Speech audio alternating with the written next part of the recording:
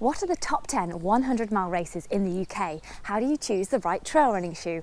Which are the best sunglasses for trail runners? And how do you make a beanbag from your old race t-shirts? Find out in my Q&A series, answering all your trail and ultra running questions.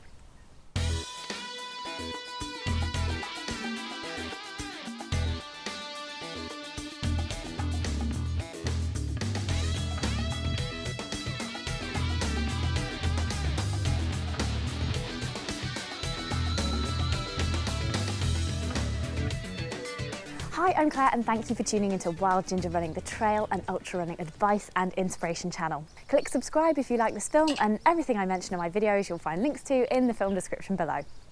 Firstly, a big thanks to everyone for sharing my How to Start Trail Running film with Ellis Brigham on your social media. The more people we can inspire into trail running, the better. So keep doing it, everyone. People who were great at sharing it this week include One Man Ultra, Dr. Jessica Guth and Ian Madrell. Thanks guys, you rock. And would you like to win £300 worth of OM running kit and a £130 race entry for you and a friend to the OM Light this month? Check out the description below to be in with a chance to win. Do you have a gear or training or nutrition or race question? Type it in the comments below in time for next fortnight's Q&A. So let's answer that first question.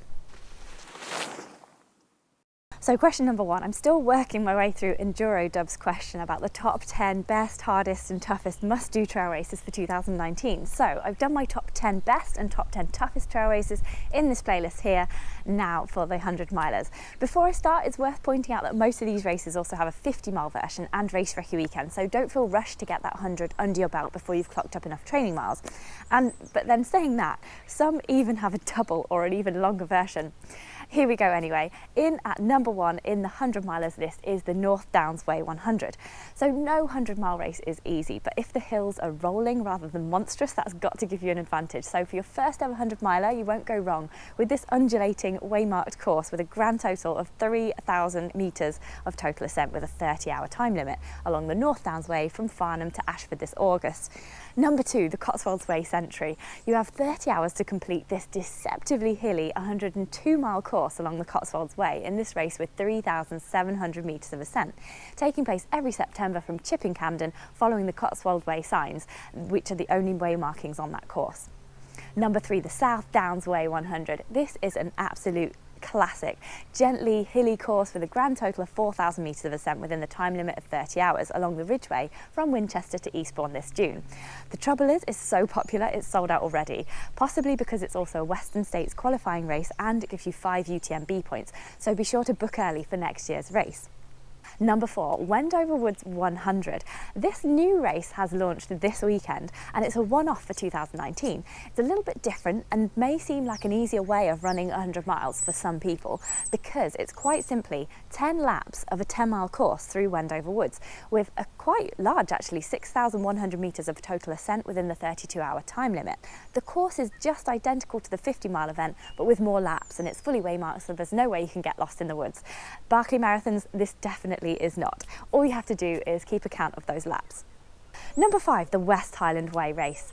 So with a few of these 100 milers giving you a few bonus extra miles, let's go the other way now and include the 95-mile West Highland Way race.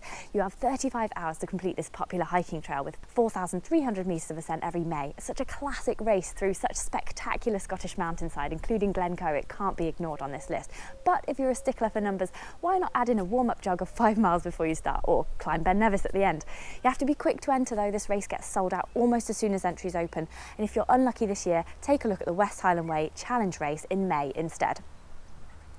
Number six, the Spine Flare. This is the summer version of January's Spine Challenger with a 108-mile fun run with 3,200 metres of ascent along the Pennine Way from Edale to Hardrock with a 60-hour time limit in June. The course is not waymarked and you'll need to navigate as well as look after yourself in challenging, remote and beautiful mountainside. Number seven, the Lakeland 100. This is the sellout ultra tour of the Lake District, a spectacular long distance trail race over mountain passes through dramatic toothy scenery in a circular route from Coniston with 6,300 metres of ascent. There's a generous 40-hour cut-off and you need to navigate yourself. Only 40 to 50% of people finish this race and it sells out within minutes of entries opening, so get in early for next year's race, which is the last weekend in July. Number 8, the Hardmoors 110. You actually get a bonus 12 more miles for your money in this tough race with 6,000 metres of climbing along the Cleveland Way National Trail, circling the North York Moors and taking in the Cleveland Heritage coastline. You only have 36 hours to complete this hilly course, and you must bring your own cup for the checkpoints, and you will be rewarded with 6 UTMP points for your trouble.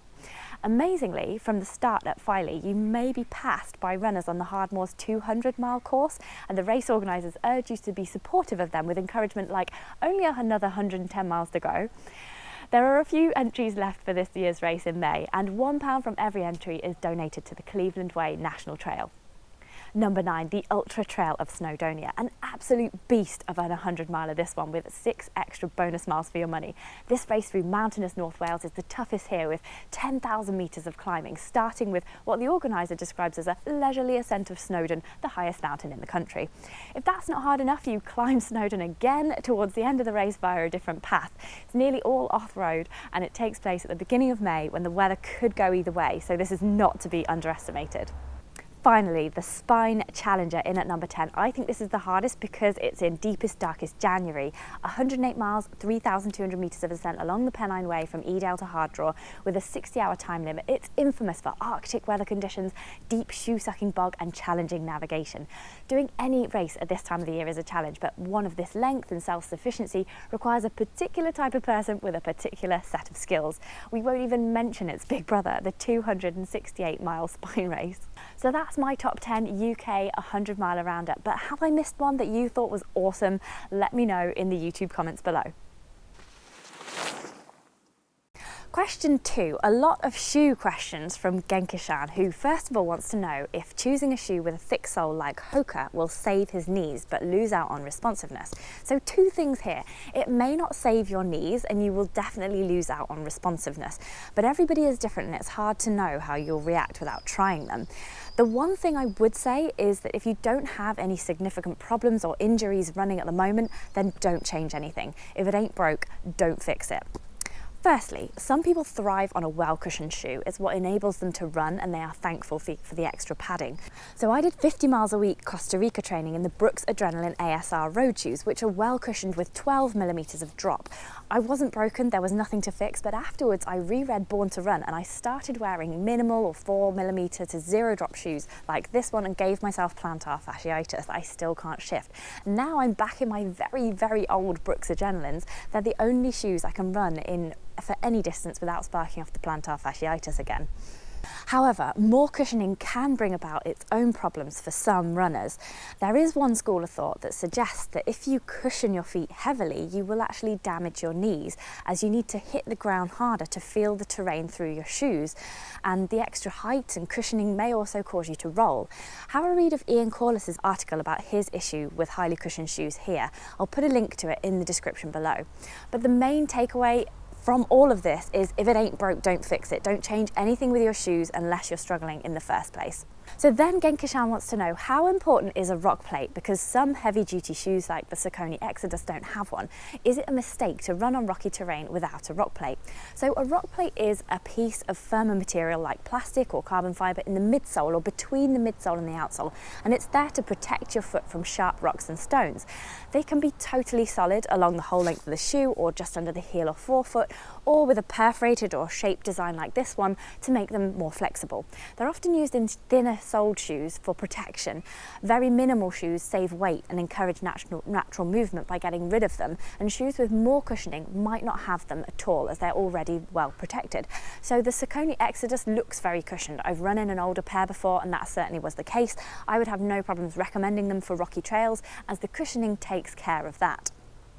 Genkishan then says, Salomon make great shoes, but most have the quick lace system, and he reads comments from people complaining that they come loose and need adjusting. What is my experience? So this is totally personal, and I know people who love the quick lace system, but I always prefer a shoe with a good old-fashioned pair of laces, and not the skinny ones either, as they can cheese wire your feet and they're much harder to use with cold hands or with gloves on. So for me, I can't get the quick lace system to tighten snug enough around the right parts of my foot to keep it from moving without creating blisters. And with cold hands, it really is like cheese wire. For easy, steady runs, these are fine, but I wore them on my 13-mile run down Pikes Peak this August, and I had blisters on my midsole before the end because I couldn't get the foot tight enough. I'd be really interested to see what other people think, and if you're just choosing your first trail running shoe, watch this film here for 3 essential things you should consider. Question 3, Zafia Nemeth wants recommendations for sunglasses for trail runners. So with sunglasses for running, 2 things are vital. Number 1, they can't fall off your face. And number 2, they need to wrap all the way around. So I love my Oakley Radar Lock Paths. I know they're pricey at £195, but I've had them for about 10 years now, and they're totally worth it if you don't lose or break things. On the budget end of the spectrum, I've been enjoying wearing the Block Ariza XR1s. They're only £35. You can get them with different colour lenses, but I always go for a pinky hue as they make rainy days less depressing and sunsets more vibrant. I also have a nice £25 pair from Gooder, which I went for because I thought they'd make me look cool, and they have amusing names. This one is Sunbathing with Wizards, and there are others like Nettie's Midnight Orgy and Flamingos on a Booze Cruise as well. However, I didn't realise that these are all polarised, so I can't see the screen on my phone or my GPS watch when I'm wearing them, which is really, really annoying. So now I don't really wear these either for sport or fashion, which is a shame. Maybe they'll be useful for skiing. I was taken in by the fashionable look, but now I've tried both of these, I actually wouldn't recommend either for running, as they don't have a rubber bit at the nose, so they tend to slip down when you sweat. The Oakleys don't do that, but if you're on a budget, I'd recommend looking at Sunwise, who do specific sports sunglasses with wraparound frames and grippy rubber at the nose. A lot of running ones are within the £20 to £40 price bracket. I hope that helps you, Zafia. Quickfire questions. Simon McLeod wants to know where I got my awesome running t-shirt beanbag. Well, my amazing mum spent many hours making it for me. The instructions are all on my blog, and there's a link to that in the description below. There are also people out there who will just make these for you, so try putting out a Facebook request for someone in your local area. Isn't it amazing? Luke Williams wants a larger running pack than the biggest Salomon Advanced Skin Vest. If you've already bought it, Luke, I'd buy some thick elastic and sew, or get someone else to sew on some strap extensions. Or you could try a pack with more adjustment at the side, like the Camelback Octane 9 and the Orange Mud running pack range. Take a look at my running pack reviews playlist here for more info. Packs like this Camelback Octane 9 might be better for you because they have a side adjustment strap just here, so you can make the pack as big or as small as you like, and then the adjustment on the front will fit you. Vince Coyne wants a recommendation for bug repellent for trail running this summer. I have done a quick search for you, Vince, and off insect repellent comes out well, and if you want to go natural, I recommend Cutter or Incognito. Did you also know that Avon Skin So Soft Cream is also great for repelling midges in Scotland? Why Are You Looking wants to know how many ultras I run per year and how long I've been running, and how long did it take me to build up to that. So I did my first ultra of 38 miles in December 2011. I'd run a few road half marathons prior to that, and I built up by running a 15-mile trail race, which nearly killed me, and then a 20-mile recce of the Edale Skyline race. Then I did 38 miles on the Tour de Helvellyn, and I had the biggest high I've ever felt from running. I was elated that I'd survived the Lake District's driving rain and freezing fog. I couldn't get to sleep till 3 a.m. The following year, I did the Bob Graham Round over 4 days and many other 30 to 50-mile races for my job at Trail Running Magazine. Then in 2013, I did the 65-mile 42 Summit Bob Graham Round in 26.5 hours, and that is the longest I've ever run in my life. Since then, I've done quite a few ultras and multi-dayers, possibly peaking at 6 per year, but I got plantar fasciitis a few years back, ignored it until I couldn't walk anymore, and then I had to not run for about a year, which was a total nightmare. I'm slowly building back up, and I have imposed a half marathon limit on myself for 2019, so we'll just see what happens next. I've been sent a lot of gear to test out recently, so I'm going to share some of it with you here. So first up is this reflective LED light vest from Lumifit. Our running club doesn't let you run with them if you don't wear Lumo in the winter, so I found this one is great because you can wear anything and then you can just pop this on over the top. So it's really easy to adjust with these straps here, and so it fits much larger people and smaller people alike.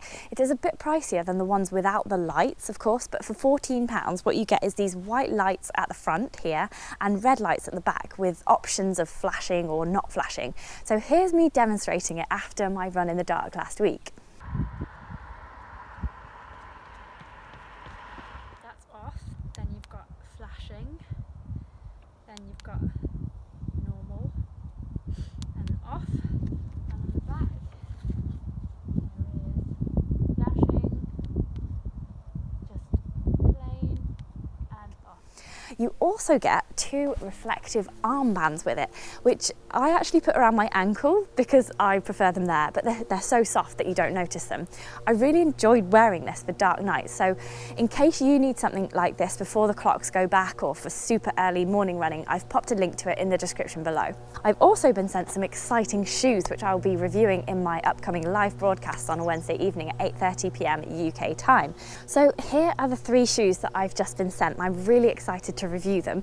First up is the amazing Inov8 Mudclaw 260 with the graphene grip. So I'm going to be talking about that this coming Wednesday at 8:30 live on my YouTube channel, so you can ask me any questions about this one. So then we've got the Altra Superior 4.0. So I've had the 3.5 for some time now, so now I'm going to be reviewing the 4.0 to see how that compares. And then I've been sent this other shoe from a company that I've not heard of before. It's called Oriox, and this is the Malmo, and it's a trail running shoe with good grip here, and it looks really impressive. So I'm really excited to try this one out too. So keep watching Wild Ginger Running. On every Wednesday evening I either interview an elite athlete or an expert, or I do a gear review. Stay tuned every Wednesday. Then I've been sent this Splash Maps tube headband with a map of my local area on, which is really fun. You can't really use it to navigate while it's on your head, but you could take it off and you can check the map. Check there, look, I'm going around Rutland Water here, and then you can pop it back on your head. And I've been sent these socks from Saucony that have grippy elastic thread sewn into the soles so they don't move about, so I'm going to try these too as well. Nutrition wise, I've been using these flavoured powders from Active Root. I've used them running the Dead Sea Half Marathon in Israel recently where it was really hot, and my favourite flavour is this peppermint one here. I was also thrilled to get a sneak preview of the new Veloforte bar. It's a Zen Zero and it's lemon, ginger and pistachios. They're even more moist than ever before, and this one tastes like a not too sweet lemon drizzle cake. It's absolutely delicious, and as you can see, I couldn't wait to start. So if you use the code WildGinger20 at the checkout on the Veloforte website, you'll get a 20% discount because I'm pals with the people at Veloforte. These are my favourite bars. They are not cheap, but sometimes I treat myself with them because they're worth it. It's like a nutty lemon drizzle cake. Very refreshing. I still think my favourite one though is the chocolate one. Don't mind me while I just eat this. It's question time. So last time I asked how often do you run, and lots of you run far more often than me and my 2 to 3 times a week at the moment. Most people are running 4 to 5 times a week, like patron Vince Coyne, who says he typically runs 5 days a week with various different sessions, which sounds really good. Nice running, Vince. So now this week's question is, how far do you usually run per week? I'm just coming back from an injury, so I've got a half marathon limit on myself for this year, and I'm on 20 to 25 miles per week. So how about you? Keep those trail and ultra running questions coming, and I'll answer as many as I can in next fortnight's Q&A. And if you want me to prioritise your question or be included in my monthly competition to win £500 worth of trail and ultra running kit, sign up to support me on Patreon. The link is in the description below. Subscribe if you haven't already and click the notifications bell so you don't miss out on any new videos. So thank you for watching. Thank you to all my awesome patrons. Have fun, enjoy your run, and I will see you on the trails.